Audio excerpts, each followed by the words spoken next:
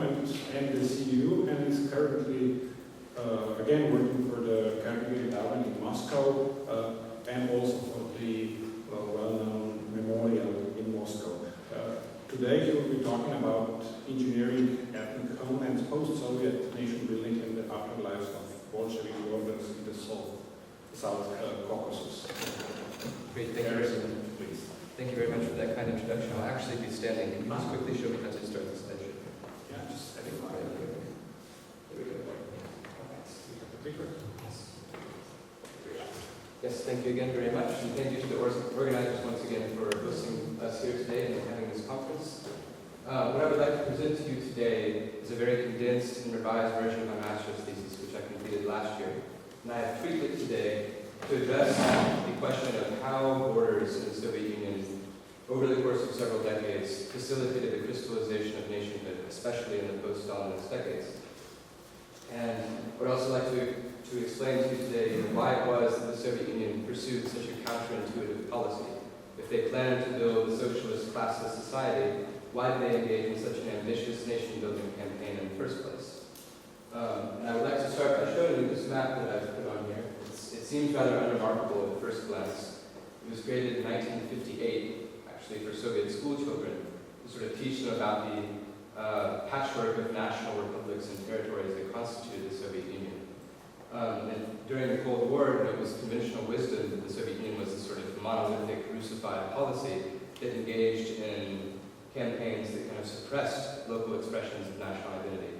And I think as revisionist historians have shown, this is obviously not the case. In fact, the reverse is true. And so, yeah, basically I think this, is a normal map, but it also shows how the Soviet Union kind of enshrined the national principle as an institutional guiding principle of the state from its very conception. Can everyone hear me if I speak in this volume? Okay. All right, let's proceed to the next slide. Just before we get into the meat of the presentation, I'd like to show you two places that I'll be talking about further. And the first is the enclave in Nagorno-Karabakh, which is an autonomous Armenian enclave that in the 1920s was placed within the framework of the Azerbaijani Soviet Socialist Republic. And I'll also be focusing towards the end of the presentation on a city located probably 30 to 50 kilometers north called Kirovohrad, and I'll come back to why that's important later. Just a few words again about how I got interested in this topic in the first place and what inspired me to investigate the lived experience of nationality at the local level. In 2012 and 2013, I was actually an English teacher in the city of Ganja, formerly known as Kirovohrad in the Soviet Union. I was very struck that the history of an entire community, the Armenian minority, which was roughly 40,000 citizens, has been completely erased not only from the physical landscape, but from the written record as well. And so I started to ask local acquaintances and delve into more oral history projects about how is this actually possible? How did a multi-ethnic community, two ethnic groups, Azerbaijanis and Armenians, who coexisted peacefully for over 70 years, how did this coexistence collapse in a matter of weeks in 1988 as the conflict over Nagorno-Karabakh, as I showed you here, as this conflict started to heat up and Armenians were demanding the transfer of this territory back to Armenia, and Azerbaijanis insisted that this was an inseparable part of their national territory. And so what I'd like to argue in this presentation is that the kind of rapid unraveling of Soviet society at the ground level, as evidenced by the history of Kirovohrad, is sort of a perverse culmination of Soviet nation-building. Although Bolshevik planners in the 1920s never intended their borders to become so contentious and so entrenched, the national principle ended up being the most potent principle that the Soviet Union developed over the course of 70 years. And so just to give you a bit more background about what this nation-building campaign was all about, let me describe in a few words what nativization was. And this is the term that Bolshevik leaders, especially Lenin and Stalin, used in the 1920s to describe their support for the development of national communities across the expanse of the Soviet Union.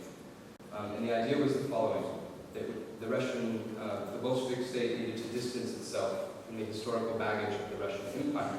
It needed to, quote-unquote, emancipate the peoples of the borderlands who had been oppressed under Russian rule. And so, as a result, there was very active support for the development of national languages, national cultures, the formation of national elites, educated cadres of national officials in each republic who would direct the course of politics on the ground. And also, over the course of this time, there was the expectation that national identity would one day become completely irrelevant. This was merely a stepping stone on the road from kind of backwards bourgeois nationalism to building an egalitarian socialist state. And according to Marxist-Leninist theories of social development, it was necessary to pass through this stage of nation building in order to build Soviet society. And so Stalin most famously developed this theory of the nation not as a sort of artificial category merely imposed on diverse borderlands, on peoples who had never understood themselves in these terms before, but the nation was actually a primordial entity which had existed since time immemorial on a given territory.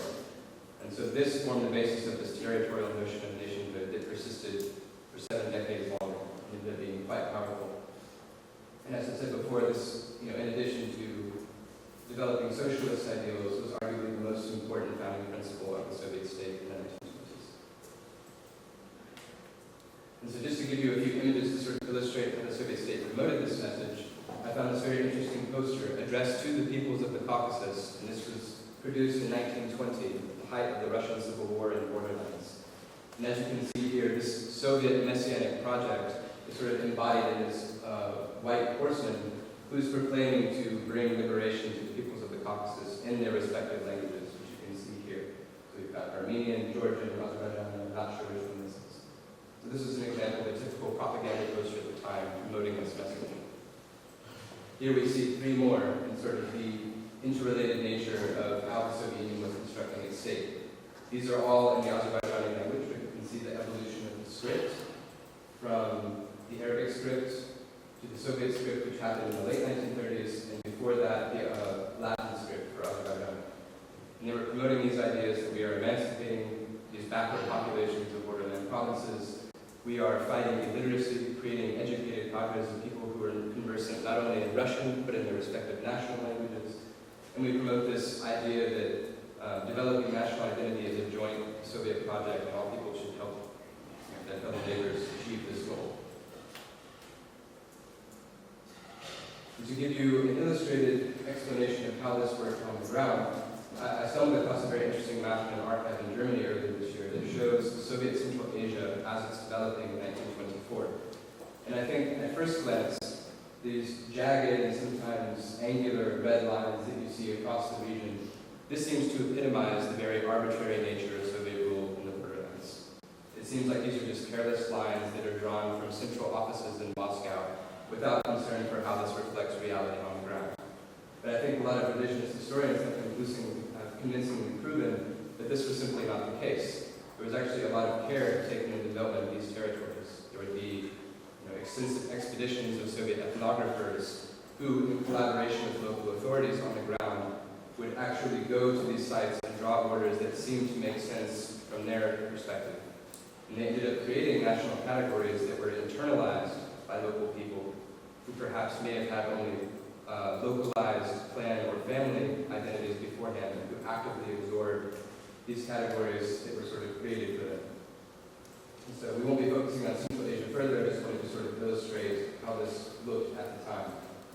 And this was also true in the case of Nagorno Karabakh, the Armenian enclave that I mentioned at the beginning of the presentation.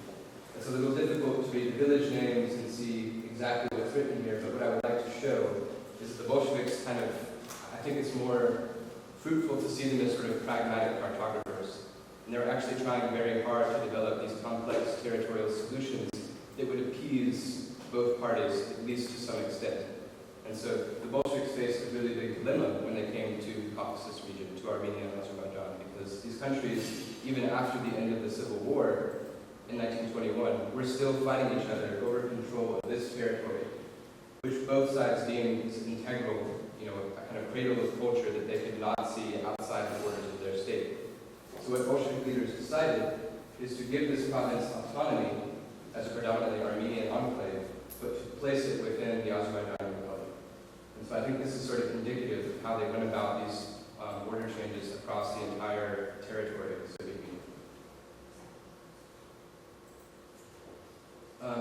What I would like to kind of direct our focus to, though, is not this initial phase of Kolonizacija, this initial phase of nativization, happened in the 1920s and 1930s.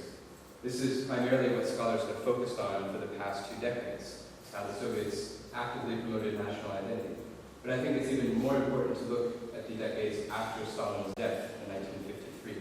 Because as many of you know, in 1956, Nikita Khrushchev came to power. He initiated a de-Stalinization campaign, known today as the Thaw.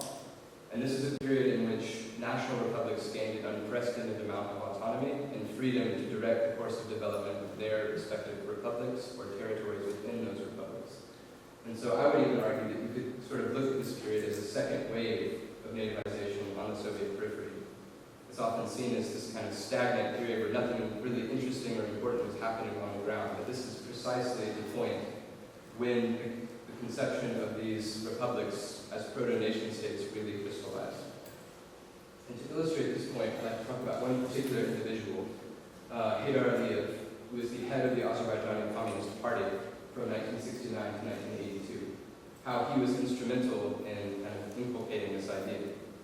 Heydar Aliyev was a very loyal servant of Moscow. He almost never deviated from the party line. He was constantly, basically, ingratiating himself to Brezhnev in terms of his policies.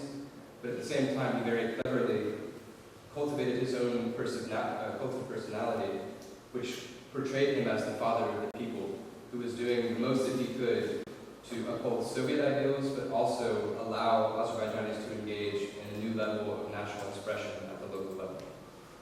And so I think it's no surprise that when the Soviet Union collapsed in 1991 and these national republics became independent states, that he actually became the first post-Soviet president of Azerbaijan, and he is still immortalized today as the father of the nation who sought to preserve Azerbaijan's territorial integrity despite the machinations of Armenians across the world. Now, to situate this discussion of how nationhood developed in the post-Soviet period, I'd like to take a closer look at this city of Kirovohrad, or Ganja as it's known today. And this city, for many decades, was founded as a sort of emblem of Soviet modernity in the Caucasian hinterland, a place that was multinational, parts of Soviet industry where people worked together. There was no conflict for 7 decades. How is it then that this model worker town became the site of some of the worst violence in the late 1980s as the Soviet Union was collapsing and as this fight over the Karabakh region slightly to the south began to heat up? And over the course of several very short weeks in November, the city divided into 2 distinct ethnic halves for the first time in its history.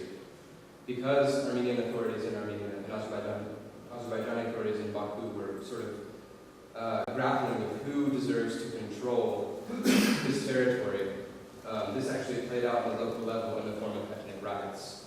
So because neither republic could decide to whom this republic belonged, there was wide circulation of rumors of massacres and deportations, and many of those things actually did not take place, but the fact that they were promoted made people think that, okay, the end is nigh, and as Azerbaijanis, as the titular nation of our republic, Armenians are no longer allowed to stay here. They're seen as a sort of foreign body or foreign presence that can no longer be within the Azerbaijani state. And so as a result, over the course of 2 weeks, the 40,000 Armenians who lived in Kirovohrad for their entire lives, who never imagined themselves moving to Armenia, which is technically their titular republic, they were all forced to leave. And as a result of this conflict, which only ended in 1994, none of them have ever been able to return.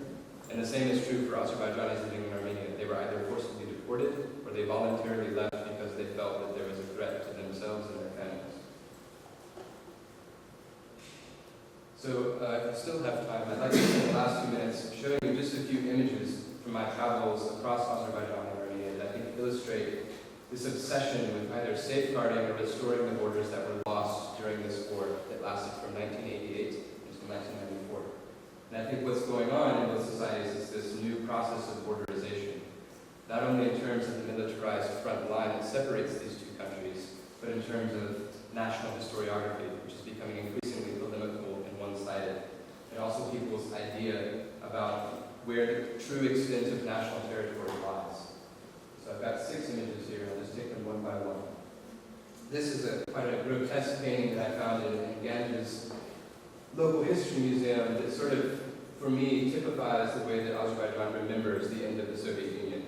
And it remembers it as an Armenian instigated coup that Gorbachev supported to dismember the Azerbaijani state.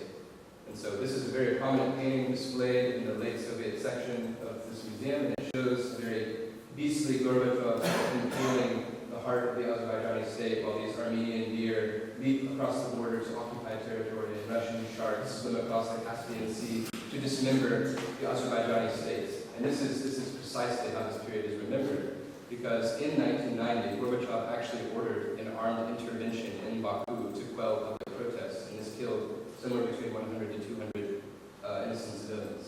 So this is the portrayal of the late Soviet period and how Azerbaijan was unjustly torn apart. In the same city, in the university where I actually taught, there were a lot of these flyers produced, and these show the dates that each of the occupied territories, which actually surround the region of Karabakh itself, they're internationally recognized as Azerbaijani territory, but have been occupied by Armenians for over 2 decades. It shows the dates that each of these places were captured by Armenian forces. And my take on this is that it's an attempt to sort of inculcate the idea in students that they need to be vigilant and always wanting to restore the true territorial integrity of their state, basically by force.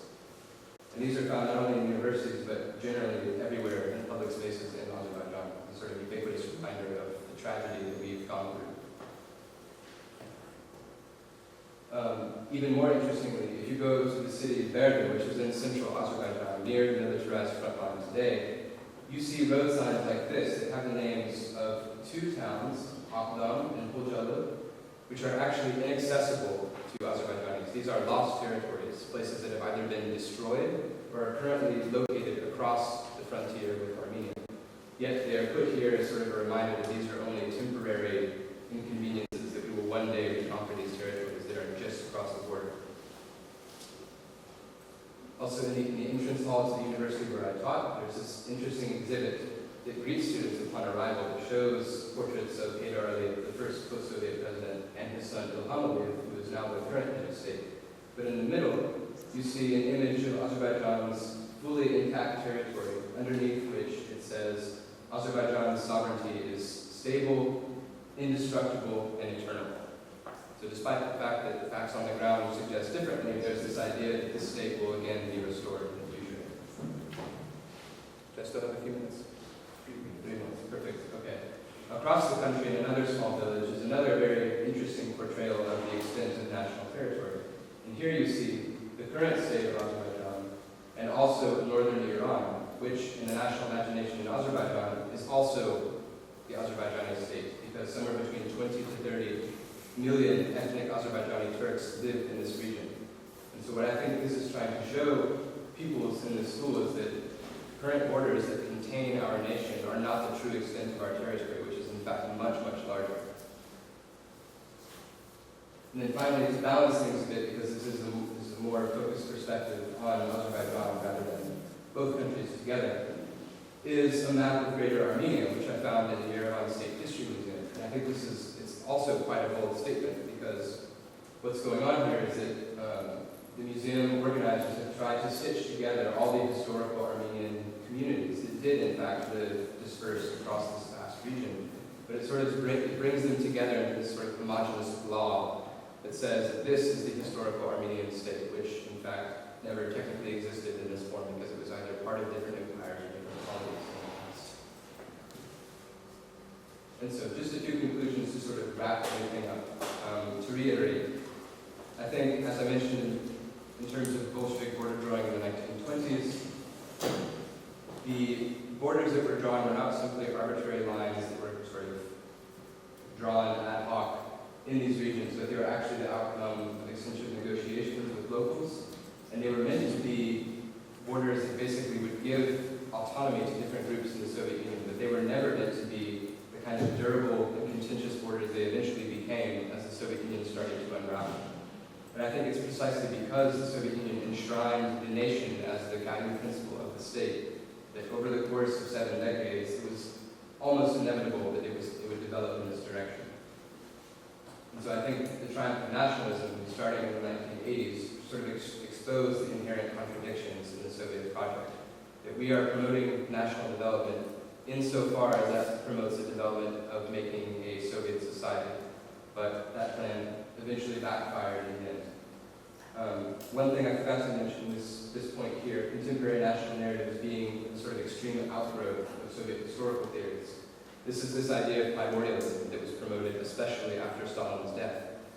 That Azerbaijan is not simply a category we invented in the 1920s to describe these people, but Azerbaijan is an ancient state which has always existed on its territory, and therefore it deserves to control the territory of Karabakh for itself.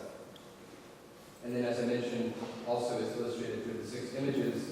I think what is especially alarming and problematic is that you see this increasing borderization of Armenian and Azerbaijani society, where people are simply bombarded with messages about the importance of either guarding the territories that we currently have or restoring those that were lost unjustly in the past. So with that, in conclusion, I know that's a lot of information, but thank you for